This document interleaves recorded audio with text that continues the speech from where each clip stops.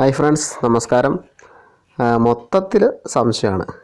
നമ്മളെപ്പോൾ share എടുക്കണം, ഏത് വിലയ്ക്ക് ഷെയർ എടുക്കണം, എങ്ങനെയാണ് ഫണ്ടമെൻ്റൽ നോക്കുക, എങ്ങനെയാണ് ടെക്നിക്കൽ നോക്കുക, ഏത് ബ്രോക്കിംഗ് ഹൗസിൽ ഏതാണ് നല്ല ബ്രോക്കിംഗ് ഹൗസ്.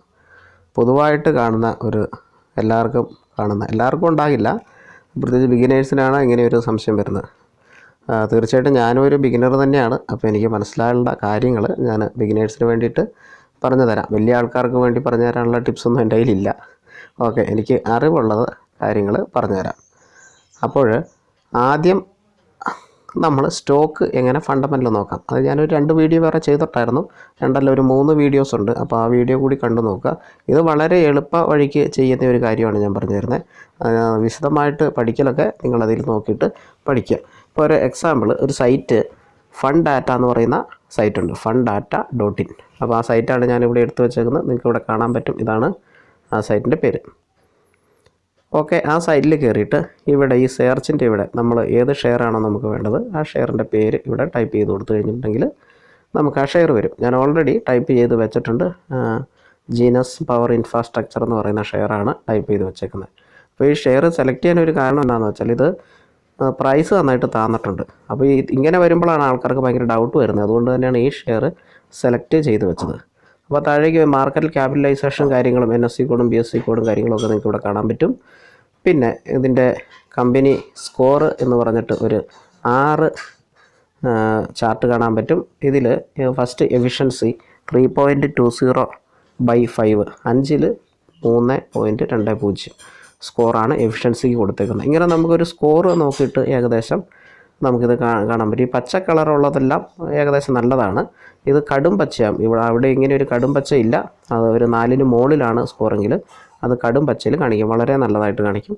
അതുപോലെ തന്നെ ഈ ഗ്രോത്ത് എന്ന് പറയുന്നത് വളരെ കുറവാണ്. ഇവിടെ 0.71/5, 5ൽ 1 പോയിൻ്റ് പോലും ഇല്ല. അപ്പോൾ ഗ്രോത്ത് വളരെ കുറവാണ്. എന്ന് വെച്ചിട്ട് ആ ഷെയറിൽ ഇൻവെസ്റ്റ് ചെയ്യാതിരിക്കേണ്ട കാര്യമില്ല. ഗ്രോത്ത് വളരെ കുറവാണ്. അതിൻ്റെ ഗ്രാഫ് നമ്മൾ നോക്കുമ്പോൾ നമുക്കത് കാണാൻ പറ്റും. ഇതാണ് അതിൻ്റെ ഒരു ചെറിയൊരു ഗ്രാഫ് കാണുമ്പോൾ നമുക്കിവിടെ 83.95 മുകളിലേക്ക്, ഇതല്ല ശരിക്കും അത് 86 വരെ പോയായിരുന്നു. എനിക്ക് തോന്നുന്നു ആ ദിവസത്തെ ക്ലോസിംഗ് ആണെന്ന് തോന്നുന്നു 83.95, 86 വരെയും പോയ സ്റ്റോക്കാണ്. ഇപ്പോൾ അതിൻ്റെ വില 49.50 അല്ലെങ്കിൽ 48.50 ആണെന്ന് തോന്നുന്നു ലാസ്റ്റ് ക്ലോസിങ്. ഇവിടെയാണ് ലാസ്റ്റ് ക്ലോസിങ്. അതിന് നമുക്ക് വേറെ ഒരു ചാർട്ട് എടുത്ത് നോക്കാം. ഇതിലൊരു ആവറേജ് നമുക്ക് വില കിട്ടും ഇവിടെ. പിന്നെ ഇത് നോക്കുന്ന ഈ സൈറ്റിൽ നമ്മൾ ടെക്നിക്കലല്ല നോക്കുന്നത്, ഫണ്ടമെൻ്റലാണ് നോക്കുന്നത്.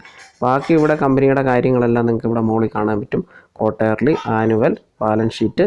അപ്പോൾ ക്വാർട്ടർലി ക്ലിക്ക് ചെയ്തപ്പോൾ ക്വാർട്ടർലി ഇത് വന്നു.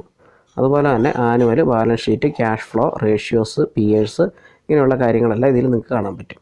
കമ്പനിയുടെ മാർക്കറ്റ് ക്യാപിറ്റലൈസേഷനും അങ്ങനെ പ്രൈസ് ഇപ്പോൾ 48.25 ആണ് അതിൻ്റെ പ്രൈസ്. ആ പ്രൈസ് ടു ഏണിംഗ് റേഷ്യോയും പ്രൈസ് ടു ബുക്ക് വാല്യൂ, ആ സംഭവങ്ങളെല്ലാം, ഡിവിഡൻഡ് ഉണ്ട്, അങ്ങനെ എല്ലാം നിങ്ങൾക്ക് കാണാൻ പറ്റും. ഞാനൊന്ന് ഓടിച്ച് പറയുകയാണ്, അത് കറക്റ്റ് അത് നോക്കിക്കൊള്ളുക.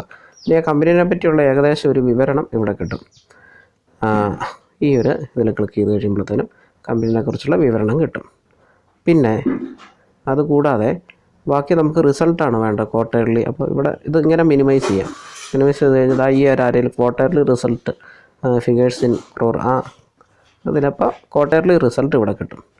March 15, June 15, September 15, December, March, പിന്നെ അങ്ങനെയുള്ള ഏകദേശം 2015 എന്ന് പറഞ്ഞാൽ 2015, 2015 മുതൽ 2018 മാർച്ച് ലാസ്റ്റ് Q4 ആ റിസൾട്ട് വരെ നമുക്കിവിടെ കിട്ടും. അത് ഒറ്റ നോട്ടിൽ നമുക്കിവിടെ അറിയാൻ ഒരു ചെറിയ ഗ്രാഫുണ്ട്, അതിൻ്റെ ഒരു ട്രെൻഡിൻ്റെ ഗ്രാഫ്. അതായത് മോഡലിരുന്ന ഒരു സെയിൽസിലാണ് ഫസ്റ്റ് നമ്മൾ നോക്കിയത്. അപ്പോൾ ആ സെയിൽസ് ഏകദേശം കൂടുതലായിരുന്നു, അത് കുറഞ്ഞു വന്നു. ഇപ്പോൾ ആ സാധനം കൂടി വരുന്നുണ്ട്. അപ്പോൾ ഇങ്ങനെ എല്ലാത്തിൻ്റെയും അതിൻ്റെ ഒരു ഇത് കിട്ടാനാണ്. രണ്ടാമത് എക്സ്പെൻസസ്, അതെല്ലാം നിങ്ങളിങ്ങനെ നോക്കുക. അപ്പോൾ ഇങ്ങനെ നോക്കിയിട്ട് നമുക്ക് ഫണ്ടമെൻ്റൽ കണ്ടുപിടിക്കാൻ പറ്റും. ഏകദേശം ഒരു ഐഡിയ കിട്ടിക്കാണുമെന്ന് വിചാരിക്കുന്നു. അപ്പോൾ ഇങ്ങനെ നോക്കുക, ബാലൻസ് ഷീറ്റും കാര്യങ്ങളും ഒക്കെ നോക്കുക. ഇങ്ങനെ നോക്കിക്കഴിഞ്ഞ് ഫണ്ടമെൻ്റൽ കണ്ടുപിടിക്കുക. അങ്ങനെ ഫണ്ടമെൻ്റൽ നല്ലതായിട്ടുള്ള സ്റ്റോക്കിൽ, ഇതിപ്പോൾ ഫണ്ടമെൻ്റൽ നല്ല സ്റ്റോക്കാണ്, ഗ്രോത്ത് മാത്രമേ കുറവുള്ളൂ. ശരിക്കും ഗ്രോത്ത് കുറവ് വരുമ്പോഴാണ് നമ്മൾ ഇൻവെസ്റ്റ് ചെയ്യേണ്ടത്. അതാണ് നമുക്കറിയാൻ പാടില്ലാത്ത വേറൊരു കാര്യം. ഓക്കെ, അപ്പോൾ ഇത് അടുത്ത് നമുക്ക് ടെക്നിക്കൽ നോക്കുന്നത് എങ്ങനെയാണെന്ന് കാണാം. ടെക്നിക്കലി നോക്കാൻ നേരത്ത് നമ്മൾ ആദ്യമേ ചാർട്ടിങ് എന്ന സൈറ്റ് എടുക്കുന്നുണ്ട്. charting.com. ഇവിടെ നിങ്ങൾക്ക് കാണാൻ പറ്റുമത് charting.com എന്ന് പറയുന്ന സൈറ്റ് എടുക്കുക. ഇതിൽ ഇങ്ക് ചാർട്ടിൻ്റെ അവിടെ നമ്മൾ നോക്കാൻ ഉദ്ദേശിച്ച സ്റ്റോക്ക് അടിച്ചു കൊടുക്കുക. ജീനസ് പവർ കൊടുത്തു. അപ്പോൾ അതിൻ്റെ ഒരു ചാർട്ട് വരും. അപ്പോൾ ചാർട്ടിൽ എന്തൊക്കെയാണ് ഉള്ളത് എന്ന് വെച്ചാൽ ആഡ് ചെയ്യണമെന്ന് വെച്ചാൽ നമുക്കിവിടെ കൊടുക്കാൻ പറ്റും. ജീനസ് പവർ ഇപ്പോൾ ഞാനിവിടെ ക്യാൻഡിൽ സ്റ്റിക്കാണ് കൊടുത്തിരിക്കുന്നത്. ക്യാൻഡിൽ സ്റ്റിക്ക് ഉണ്ട്, പോയിൻ്റ് ആൻഡ് ഫിഗർ ഉണ്ട്, ഫണ്ടമെൻ്റൽസ് ഉണ്ട്. ക്യാൻഡിൽ സ്റ്റിക്കാണ് കൊടുത്തിരിക്കുന്നത്. നമ്മൾ ജസ്റ്റ് ടെക്നിക്കൽ മാത്രമേ നോക്കുന്നു. ഫണ്ടമെൻ്റൽ ഓൾറെഡി നമ്മൾ നോക്കിക്കഴിഞ്ഞു. പീരീഡ് എത്ര നാളത്തേക്ക് വേണം എന്നുള്ളത് 1 ഇയർ 2 ഇയർ, അതുപോലെ മന്ത്സ് ഉണ്ട്, വീക്സ് ഉണ്ട്, ഓൾ ഡാറ്റ, 1 ഡേ അടക്കം നമുക്ക് കിട്ടും. നമ്മളിവിടെ 1 ഇയർ കൊടുത്തു. അതുപോലെ തന്നെ റേഞ്ച് ഡെയിലി, ഇത് ഡെയിലി ചാർട്ടാണ്. അത് മന്ത്ലി ആക്കാം, വീക്ക്ലി ആക്കാം, ഇൻട്രാഡേ ആക്കാം, 1 മിനിറ്റ് 2 മിനിറ്റ് 5 മിനിറ്റ് എക്സെട്രാസ്. അങ്ങനെ അത് നമ്മൾ മാറ്റി കൊടുക്കണം. Period, range. അടുത്ത് ടൈപ്പ് ഓൾറെഡി നമ്മൾ ക്യാൻഡിൽ സ്റ്റിക്ക് കൊടുത്തിട്ടുണ്ട്. പിന്നെ ഹെയ്ക്കനാഷി വേണമെങ്കിൽ അത് കൊടുക്കണം. ക്ലോസിംഗ് പ്രൈസിൻ്റെ ചാർട്ടാണ് വേണമെങ്കിൽ അത് കൊടുക്കണം. അങ്ങനെ താഴേക്ക് ഇത്രേ ഉള്ളൂ.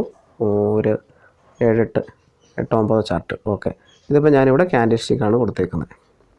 ഇനി നമുക്ക് ചാർട്ടിലേക്ക് പോകാം. ഈ ചാർട്ട് നിങ്ങൾക്ക് സേവ് ചെയ്യണമെന്നുണ്ടെങ്കിൽ ഇവിടെ ഈ സേവ് ഇമേജ് ക്ലിക്ക് ചെയ്താൽ മതി. അത് കുറച്ച് സമയം പിടിക്കും. സേവ് ആയി കഴിഞ്ഞ് ഓപ്പൺ. നമുക്കിവിടെ ഒരു ഓപ്പണി ക്ലിക്ക് ചെയ്ത് കഴിഞ്ഞിട്ടുണ്ടെങ്കിൽ ആ ചാർട്ട് നമുക്ക് ഓപ്പണായി വന്നു. ഇങ്ങനെ വന്നു. ഇത് നമുക്ക് ഷെയർ ചെയ്യാം. ഈ മോഡിൽ ഇതിൽ ക്ലിക്ക് ചെയ്ത് കഴിഞ്ഞ് ഷെയർ ചെയ്യാൻ പറ്റും. വാട്സപ്പിലേക്കോ എങ്ങോട്ട് വേണമെങ്കിലും ഷെയർ ചെയ്യാം. ഓക്കെ, ഈ ചാർട്ട് നോക്കിക്കഴിഞ്ഞിട്ടുണ്ടെങ്കിൽ ജീനസ് പവറിൻ്റെ പ്രൈസ് പോയേക്കുന്ന ഏകദേശം 86 ലെവലിലേക്ക് പോയിട്ട്, ഇവിടെ അത് പോയിട്ട് പിന്നെ ഇത് താഴേക്ക് വന്നേക്കുവാണ്. ഈ ചാർട്ട് കണ്ടിട്ട് നിങ്ങൾക്ക് എന്ത് തോന്നുന്നു? ഇപ്പോൾ മേടിക്കാൻ പറ്റിയ സമയമാണെന്ന് തോന്നുന്നുണ്ടല്ലേ. കമ്പനി ഫണ്ടമെൻ്റലി കുഴപ്പമില്ല, വേറെ പ്രോബ്ലംസ് ഒന്നും നമുക്ക് കാണുന്നില്ല. അങ്ങനെയാണെങ്കിൽ ഈ വില കുറഞ്ഞിരിക്കുന്ന വില തീർച്ചയായിട്ടും കയറില്ലേ. നമുക്ക് ഇതിൻ്റെ ഒരു വേറെ ഒരു ചാർട്ട് എടുത്ത് നോക്കാം. 1 ഇയർ ചാർട്ടാണ് നമ്മളെടുത്തത്. ഒരു 2 ഇയറോ 5 ഇയറോ എടുത്ത് നോക്കാം. 8 ഇയേഴ്സ് പോട്ടെ, 8 ഇയേഴ്സിൻ്റെ എടുക്കുക. അപ്പോൾ ഈ ഡെയിലി എന്ന് പറയുമ്പോഴത്തേനും ഭയങ്കര ബുദ്ധിമുട്ടായിരിക്കും. മന്ത്ലി ചാർട്ട് എടുക്കുക. ഒരുപാട് സ്റ്റിക്സ് വരും, അതെല്ലാം കൂടെ കൂടിക്കൊഴിഞ്ഞു, അതുകൊണ്ടാണ്. ഓക്കെ, അതിൻ്റെ ഒരു മന്ത്ലി ചാർട്ട് എടുത്തു. ഒരു 8 വർഷത്തെ ചാർട്ടാണിത്. അപ്പോൾ 8 വർഷത്തെ ചാർട്ടിൽ നോക്കുമ്പോൾ സ്റ്റെപ്പ് ബൈ ആയിട്ട് 8 വർഷം ഇതിന് ഉയർച്ചയായിരുന്നു അല്ലേ. 2012, ഓക്കെ, 2011, 12, 2011 മുതലുള്ള ചാർട്ടാണ്. 18, ഓക്കെ, കറക്റ്റ് 8 വർഷം. അപ്പോൾ ഈ ചാർട്ട് നോക്കുമ്പോൾ ഈ സാധനം വളരെ കാര്യമായിട്ട് താന്നു പോയിട്ടില്ല. ഇപ്പോഴാണ് ഇതിനൊരു ഇടിവ് വന്നേക്കുന്നത്. ഇവിടെ നിന്നും ഒരു വളർച്ച 2014 വരെ ഈ കമ്പനിക്ക് ഒരു വളർച്ചയില്ലായിരുന്നു. 2014 കുറച്ച് കഴിഞ്ഞപ്പോഴാണ് ഇതിന് വളർച്ച തുടങ്ങിയത്. ഇവിടുന്ന് ഏകദേശം ഈ പോയിൻ്റ് എത്തിയപ്പോഴാണ് കമ്പനിക്ക് ഒരു വളർച്ച തുടങ്ങിയത്. ഇവിടുന്ന് വളരാൻ തുടങ്ങിയിട്ട് ഇവിടം വരെ വളർന്നു. ഇവിടം വരെ 2018, അതായത് 2018 ജനുവരിയാണത്. 2018 ജനുവരി വരെ ഹൈയിലേക്ക് പോയിക്കൊണ്ടിരുന്ന കമ്പനിയാണ് 2014 മുതൽ. ആ ഒരു കമ്പനിക്ക് ഒരു കറക്ഷൻ വരിക എന്ന് പറയുന്നത് അത്ഭുതമുള്ള കാര്യമല്ല. ഓക്കെ, അപ്പോൾ ഇപ്പോൾ നല്ലൊരു കറക്ഷനാണ് വന്നേക്കുന്നത്. അപ്പോൾ അതിൻ്റെ ഒരു സപ്പോർട്ടിംഗ് ലെവൽ എന്ന് പറഞ്ഞു കഴിഞ്ഞാൽ നമുക്ക് ഈ ഒരു ലെവൽ ഇതിൻ്റെ ഒരു സപ്പോർട്ടിംഗ് ലെവലായിട്ട് കൂട്ടാം. 39 രൂപ 60 പൈസ. എനിക്ക് തോന്നുന്നത് 52 വീക്കിലോ 35 സംതിങ് ആണെന്ന് തോന്നുന്നു. 52 വീക്കിലോ ഓർമ്മ ശരിയാണെങ്കിൽ അതാണ്. ഓക്കെ, ഇനിയിപ്പോൾ ഈ ഒരു ലെവൽ വരെ ഇതിന് കറക്ഷൻ വരാം. അതൊരു അത്ഭുതമായിട്ടുള്ള ഒരു കാര്യമല്ല. പക്ഷേ ഇതിന് എപ്പോഴും ഒരു ചെറിയ കറക്ഷൻ വന്നു കഴിഞ്ഞാൽ പിന്നെ അത് കയറി പോകുന്നൊരു സംഭവമാണ് നമ്മൾ കണ്ടിരിക്കുന്നത്. ഗ്രാഫിൽ നമുക്ക് ശരിക്കും അത് കാണാൻ പറ്റും. ശരിക്കും അത് ഫീൽ ആകുന്നുണ്ട്, കണ്ടില്ലേ? ശരിക്കും അത് ഫീൽ ആകുന്നുണ്ട്. 8 വർഷത്തെ ഗ്രാഫാണിത്. അപ്പോൾ ഈ ഒരു കമ്പനിയുടെ വാങ്ങേണ്ട പ്രൈസ് നമുക്ക് ഇങ്ങനെ കണ്ടുപിടിക്കാൻ പറ്റും. ഇതിൻ്റെ പ്രൈസ് ഇപ്പോൾ ലാസ്റ്റ് സപ്പോർട്ടിംഗ് ലെവൽ, ലാസ്റ്റ് കുറേ ദിവസങ്ങളിൽ ഇത് നിന്ന് ബൗൺസായിട്ട് വന്നിട്ട് കയറിപ്പോയ പോയിൻ്റ് അതാണ്. ഏകദേശം അതൊരു റേഞ്ച് ഓഫ് പ്രൈസാണ്. ഏകദേശം നമുക്കതൊരു 35 രൂപയെന്ന് പറയാൻ പറ്റില്ല, 36 എന്ന് പറയാൻ പറ്റില്ല. ഏകദേശം ഈ റേഞ്ച് 35നോട് ചുറ്റുമുള്ള ആ റേഞ്ച് 34 ആവാം, 35, 36, 37 ഒക്കെ ആവാം. ആ ഒരു പ്രൈസിൻ്റെ അടുത്തെത്തുമ്പോഴാണ് നമ്മളിത് വാങ്ങേണ്ടത്. ഇനിയിപ്പോൾ ഈ പ്രൈസിൽ വരുമോ ഇല്ലയോ നമുക്ക് സംശയമുണ്ട്. അങ്ങനെയാണെങ്കിൽ നമുക്ക് ഈ പ്രൈസിൽ വാങ്ങിയാലും കുഴപ്പമില്ല, ഇപ്പോഴുള്ള പ്രൈസിൽ വാങ്ങിയാലും കുഴപ്പമില്ല. കാരണം ഇവിടുന്ന് അത് ബൗൺസ് ചെയ്ത് പോയേക്കാം. ഇവിടെ വരണം, ഈ സപ്പോർട്ടിംഗ് ലെവലിൽ വരണം എന്ന് നിർബന്ധമില്ല. എനിവേ ഈ ഫസ്റ്റ് സപ്പോർട്ടിംഗ് ലെവൽ ഇതാണ്, സെക്കൻഡ് സപ്പോർട്ടിംഗ് ലെവൽ ഇവിടെയാണ്. മന്ത്ലി ചാർട്ടാണിത്. ഇത് ഡെയിലി ചാർട്ട് വരുമ്പോൾ വ്യത്യാസം വരും. സെക്കൻഡ് സപ്പോർട്ടിംഗ് ലെവൽ എന്ന് പറയുന്നത് 22 രൂപ 20 പൈസയാണ്. ഈ ഒരു ലെവലിൽ വന്നിട്ട് നമുക്ക് വാങ്ങാൻ പറ്റും.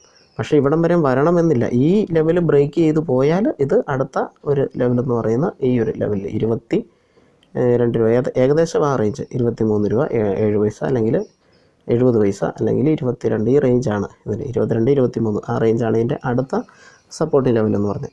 അപ്പോൾ ഇതിലൊന്നും താന്ന് പോകാനുള്ള സാധ്യതയില്ല. ഫസ്റ്റ് സപ്പോർട്ടിംഗ് ലെവൽ പോലും എത്താത്ത സ്റ്റോക്കാണിത്. അടുത്ത സപ്പോർട്ടിംഗ് ലെവൽ 36 രൂപ പോലും എത്താത്ത ഒരു സ്റ്റോക്കാണ്. 47 ഇപ്പോൾ ട്രേഡ് ചെയ്തുകൊണ്ടിരിക്കുന്നത്.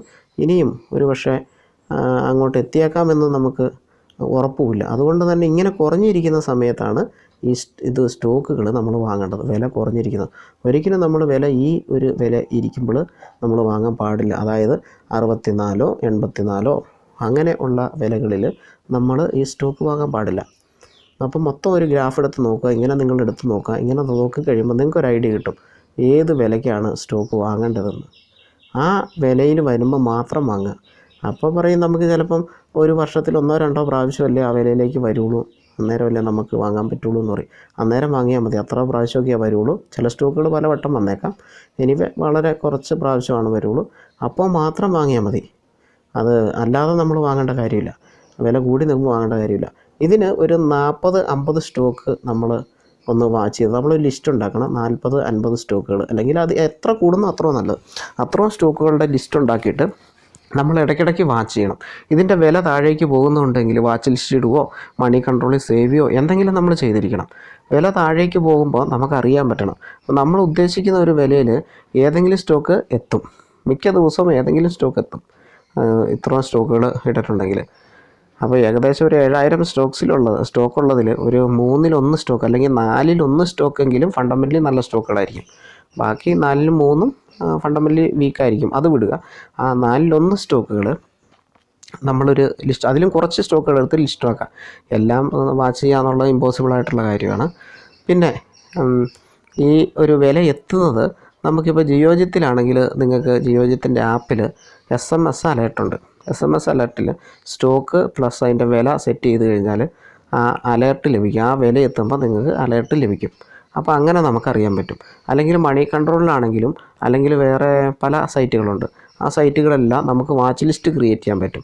ഇതുപോലുള്ള സ്റ്റോക്കുകൾ വാച്ച് ലിസ്റ്റ് ക്രിയേറ്റ് ചെയ്തിട്ട് അതിൻ്റെ വില സെറ്റ് ചെയ്ത് കഴിഞ്ഞാൽ, നമ്മൾ ഏകദേശം വാങ്ങാൻ ഉദ്ദേശിക്കുന്ന വില സെറ്റ് ചെയ്ത് കഴിഞ്ഞാൽ ആ സമയത്ത് നമുക്ക് ഇമെയിൽ ലഭിക്കും. ഇമെയിലായിട്ട് ലഭിക്കും. SMS ആയിട്ട് കിട്ടുമെന്നുള്ള സംശയമുണ്ട്. എനിവേ ഇമെയിൽ ലഭിക്കും. അപ്പോൾ ഇമെയിൽ നമ്മൾ ഡെയിലി ഒന്ന് ചെക്ക് ചെയ്താൽ മതി ഏതിൻ്റെയൊക്കെ വന്നിട്ടുണ്ടെന്നുള്ളത്.